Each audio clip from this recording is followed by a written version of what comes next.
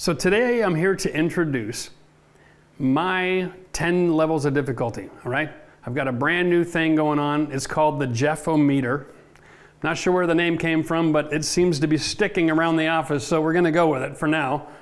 Here's the deal. We put together a list of different skills and ranked them on a degree of difficulty for you. And along with that, the tools that you're gonna need in order to produce those results, okay? So that you can organize your time and your thoughts, and you can watch your videos, look at the skill set it's going to take to do that video, and have confidence knowing that you've got the skill set and the tools to get that done, right? And then you know that what your next step in your evolution as a DIYer is going to look like, right? You want to go from 2 to 3 to 4 to 5 to 6, and so on over your career as a DIYer, we're going to call it. All right. Now, there's a lot of information in here, and we produced a digital download you can get from the website. We're gonna have a link here and one in the video description, okay? Just download the Jeffometer, piece of cake, and it's gonna have a list of all the tools that you're gonna need for all the different projects. It's gonna tell you a list of projects, and it's gonna tell you what ranking on the skill set it's gonna take to get it done. You might be surprised that some of the projects you're thinking about doing are a lot simpler than you might think, all right? Hopefully this helps you out. I'm just gonna explain it real quick today, give you an idea of what we're up to. First of all, on the 1 out of 10 list is doing paint work and basic home maintenance. We put it all together in one little package. Doesn't take very many tools, doesn't take much of an investment, and it's mostly just your time and energy, and we're gonna have videos coming out that'll teach you how to paint effectively as a homeowner and all the different gear you're gonna need and all the tips and tricks so that you can be successful with your paint jobs. Once you know how to paint, you can paint indoors, outdoors, furniture, cabinets. If it can get painted, you're gonna be able to do it and be successful, all right? This is gonna be awesome. Number 2, of course, is floating floors and drywall installation. And the reason I put them both together is because both of these skills are basically knowing how to cut and measure, right? Using some basic cutting tools and knowing how to measure and translate that number onto the material and be successful there. If you can cut and measure and you know which assemblies to use for your flooring, and we've got videos for all this information, then you can change all the flooring in your house, right? And you can install drywall anywhere in your house. So this is a really good skill set, and the reason it's not really related, but at the same time it is a lot of people have got a basement and it's framed. Skill set number 2 lets you put the flooring in and install all the drywall, all right? And that is amazing. And if you aren't ready to tackle the taping yet, at least you can install the drywall, and then you can hire out a crew for part of the project. But what I would encourage you to do is do the drywall, do the flooring, and then watch the videos and learn how to tape on your own. Because if you can do the mud work, I'm telling you right now, you're gonna save a fortune. And it's a skill that you can have for the rest of your life, and then try not to tell too many friends and family about it because you're gonna be at their house every other weekend. Skill number 3, and this is the skill level, 3 out of 10 degree difficulty on the Jeffometer, is basically, it's cutting and measuring, but it's taking it to the next level, right? Now we're getting into framing, we're getting into trim carpentry, and all these things that require different tools. You're gonna need chop saw, you're gonna need air compressors, you're gonna need compressor tools, and so it's more of an investment, right? But it's definitely a skill that if you develop, it means you can build a shed, you can finish your basement, you can make alterations and renovations to your home, and it gives you the ability, now that you have flooring and paint, it gives you the ability to finish, which is awesome, right? You don't want to be able to start a project if you can't finish it. Once you get to level 3, you can tackle just about everything. We did a video not too long ago where I did a mudroom in my front entrance of my farmhouse. That was a level 3 difficulty, right? It's just cabinetry, some finished trim work, boom, done. Now, out of a degree of 10, I'm calling it a 3 because it's not that hard. I got faith in you guys, you can pull this off. And if you're not sure if you can, wait until you see the videos coming up. We've got a brand new thing, we're calling it the shout out, okay? We're gonna give shout outs to the people in our community so that you can all be encouraged and inspired by the work that they're doing. You're gonna see pictures of what they're up to. I think it's gonna be an amazing addition to our videos. Before I get into the number 4 degree of difficulty, let's just recap here. Level 3 allows you the skills and the tools that you can actually build your own deck, right? You can frame your own basement out. Like, these are massive projects, and they're simple, and they're totally doable with that skill set and those tools, all right? So that should be encouraging. Now, number 4, of course, is drywall finishing. Now, we just finishing filming today our brand new drywall series. It's coming really soon, as soon as Max can get it edited and get it up. It's an A to Z for beginners to learn my whole taping system, and I've simplified it. I'm not showing a lot of tips and tricks in this. It's just the bare bones, how to get a great result on your drywall. We decided that if we took the time to get all the right angles and show you how to use all the tools properly, that we can teach each and every one of you how to be a master taper. And I think you're gonna be really happy with this video. We're super proud of it. It's pretty in depth, but you know, like, if you watch this thing, you're gonna walk away there with a skill that could get you a job. It's that amazing. So, number 4, drywall finishing. Now you can build it, you can drywall it, you can finish it, you can paint it, you can floor it, you can trim it, you can hang the doors. Sounds like 4 out of 10 is all the skills you need to be able to do an entire basement renovation project, and you'd be right. That is very cool. Number 5, of course, is knowing how to install tile. The reason we've made tile number 5 is for the following reason. A, it needs all different tools. It's a completely unique skill set, and it comes along with all the information that you need to be able to do bathrooms and walls and shower waterproofing. It's the last skill that you need to be able to remodel any part of your house, okay? Once you've got skill level 5 down and you're able to do tile on walls and floors, you can effectively remodel any room in your home or any part of the exterior of your house. So the first 5 skills are all remodeling skills. The next 5 segments are all things you need to have in order to do major renovations, all right? So think about it. On the Jeff-meter scale, anything that's a remodeling project, which we're going to be pushing really hard this year, it's the worst thing that happens is it's a 5 out of 10 skill level. And this is a DIY skill level chart, okay? Not a tradesman chart. So don't be intimidated. You can tile too. If you like the idea of a Jeff-meter, then give this video a thumbs up, all right? Don't forget to subscribe to the channel and hit the notification bell, okay, so that when the videos that come up related to this list, specifically teaching these skills, you're not going to miss out on them, okay? We're going to be changing some thumbnails on older videos so that when you see it pop up in your subscription feed or your suggestions, you'd be like, wow, I can't believe the project that I'm looking at has a skill rating of only 3 or 4 on it. Maybe I should watch that because I need that, right? Where you may have been intimidated in the past, you won't be anymore. And that's the power of this. Now, before we go into the next of them, understand that we just went from all the remodeling projects. Now we're moving into renovations, okay?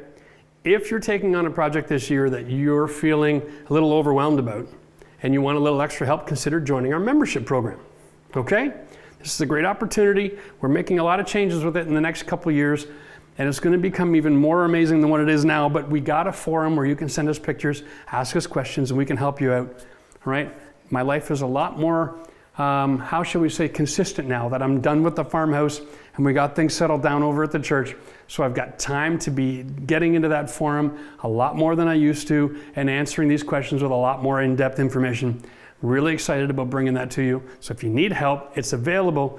Feel free to check out the link in the video description, all right? And join our membership today and help support our channel the old-fashioned way. Cheers, let's just jump into this. Number 6 is exterior renovations. All right, now the reason we called number 6 the next skill level is for the following reasons. One, in a lot of cases when you're working on the outside, you're gonna need building permits, right? So you gotta know how to get those. You're also gonna be dealing with building science. Not everywhere in North America has the same rules, okay? So when we're teaching painting on the inside of a house, I don't care where you live, it's the same rule. When it comes to working on the outside, different climate zones require different kinds of approaches to sealing up the house. So we have information on that as well, but you've got to make sure that you're proficient and you're taking on a lot more responsibility. You've also got to deal with the fact that you might be dealing with ladders and heights and scaffolding rentals and heavy equipment. And so it is a different skill set, right? I believe that homeowners should be able to put in new windows and do their own siding and change the front doors. But I think that the degree of skill is definitely a little bit higher, and it does take a lot more responsibility on your part, because when you make a mistake on an exterior project, it costs money, okay? No bones about it. If you measure the window wrong, you got to order a brand new one and live with plastic over that hole for months. Number 7, I've rolled all of this into one little ball, and it's plumbing, electrical, and mechanical. All right?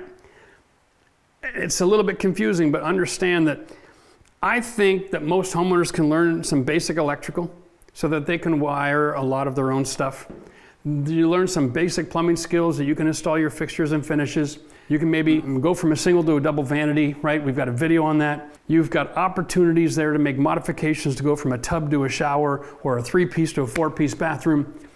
Most of these kinds of skills are things that you can learn and that you can get a permit for and be successful doing on your own, okay? But it does require all the tools for each of those different trades if you're gonna tackle them.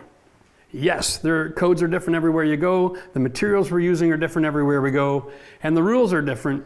So it's pretty complicated, all right? That's why it's level 7.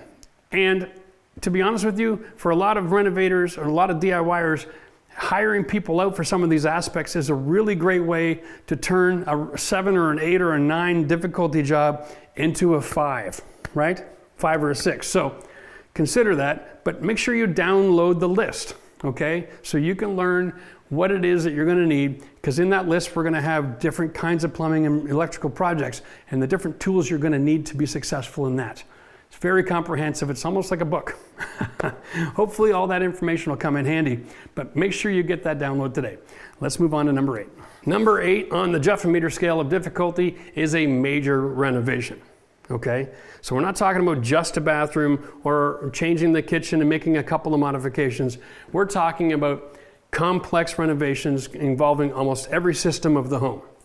So your thermal systems, your vapor barrier, your insulation, air seal, I mean your water supply, your plumbing lines, your drain lines, all your electrical, your panel upgrades, water purification, soundproofing, room to room. When you start combining all of these elements, and then you add cabinetry for kitchens and bathrooms and all the different nuances and the different appliances and all the requirements for all that and gas lines and running, it can get really overwhelming. Plus your lighting scheme, and it's very complex.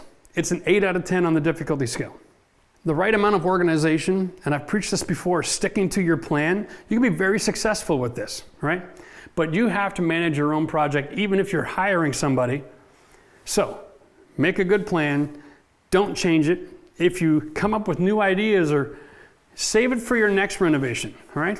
Make life simple, especially in the next few years. We've got supply chain issues. It's gonna run on and on and on for the next few years before we get caught up.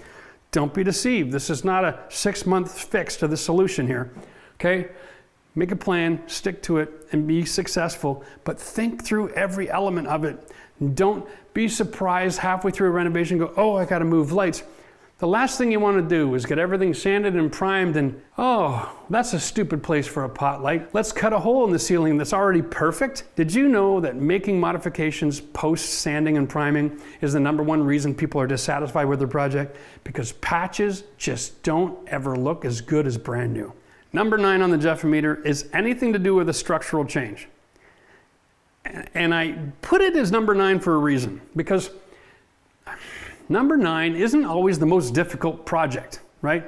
But I want to emphasize, as a DIYer, you should consider it as the most difficult project, the most important project. It should be ranked way the heck up there, because most people who own a house need a structural engineer to make a visit just to tell them what's wrong with the way the house was built.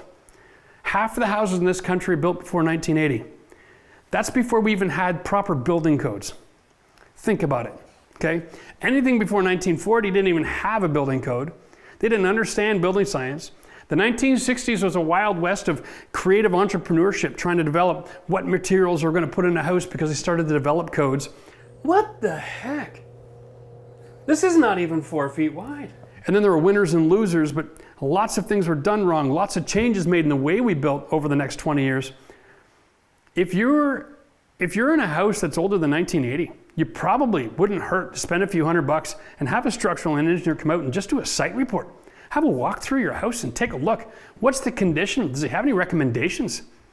But for God's sake, if you're going to change something structural in your home, even something as simple as a load-bearing wall, don't just go cowboy, okay? These mistakes that you could run into can have dramatic ramifications on your home. All right, and I'm encouraging you to realize that the word engineer here is your friend. It's not an enemy. It's not a huge expense. If you bring in a structural engineer, they're going to charge you a few $100 to come for a visit. They're going to charge you $1,000 or $2,000 to do the drawings, but those drawings come with process, step-by-step, detailed analysis of how to get the job done so that you can do it not just right, but safe. Okay? I don't want to get any stories on this channel ever of somebody kicking out a structural support beam underneath a crawl space and getting crushed in their own house because they're trying to save a few $100. Been at it for almost 6 years now, and we haven't heard anything like that yet, thank God, but it's number 9 because I give a damn and I don't want you getting hurt, okay? Bad things happen with structure in the blink of an eye, not over time. When something just can't carry a load anymore, it just boom, and it drops, okay? There's no time to go, wow, that moved a couple inches since yesterday. Ain't gonna happen. You won't even hear it. By the time you hear it, you're crushed. So don't be a statistic. Okay, I don't want to get too depressing, but I want you to drive it home. Get too many questions from people asking me about the structural and they're looking for ways to skirt the system and not get a permit and not call for help. My answer is always the same. Get a bloody permit and get an inspection by a professional. Get help, all right? All right, and number 10, of course, applies to anybody who just won the lottery, got an inheritance, or just fell into a ton of money, or you've been saving all your life because you wanted to do a major addition or build your own house, right? Yeah, number 10 is for all those crazy people who want to go into the biggest project they can possibly imagine. And I'll just tell you a quick story. When I was in my renovation business, I didn't even handle ever a major renovation on my own. I only did it as conjunction of a team that worked with bigger organizations, all right? Because that's a lot of work that needs a lot of manpower, not just internal systems like a kitchen, but all the external systems. We're talking about soil conditions, right? Drainage, easements. We're talking about power lines and all the problems that can go on with heavy equipment and machinery, and it is a huge amount of knowledge that you gotta have to tackle a project like that. And if you have never worked in the industry and done projects like that, might I suggest that if you try it for yourself as a DIYer, for every 50 hours that you're gonna work on that project, invest 50 hours in research. And I'm not joking, because there's a lifetime of experience that you need to make sure you don't screw that up. I am never gonna have enough videos on this channel to help you do a major build from A to Z on an entire house. There's just too much to know. Like maybe, if I live another 40 years making videos, but we'll wait and have to see on that. Max, do we got another 40 years in this? Probably, well, maybe we'll get there. Well, listen guys, appreciate you joining us on this journey, explaining my Jeffometer. Don't be discouraged with it, right? Remember the first 5, you can do almost anything to your house. Remodeling. Renovations is a different beast. A good blend of DIY and hiring the right pro at the right time and getting good advice is your best bet, all right? So moving forward, let's all be successful together. Don't be afraid to watch old videos and get encouraged that you can handle these projects, all right? And for everybody who thinks the Jeffometer might be a little bit screwed up, I'd love to hear your information. If you got questions or comments or suggestions for it, then let us know. We're open to making changes if it makes good sense. We're trying to make this a tool that's useful for you. Thanks for watching the video today. And if you don't believe me, check this out. We built a shed for Max in his backyard. You've all seen the thumbnail. You probably all saw the picture, but have you watched the video? Because that is a level 3. Yeah, simple, simple, simple.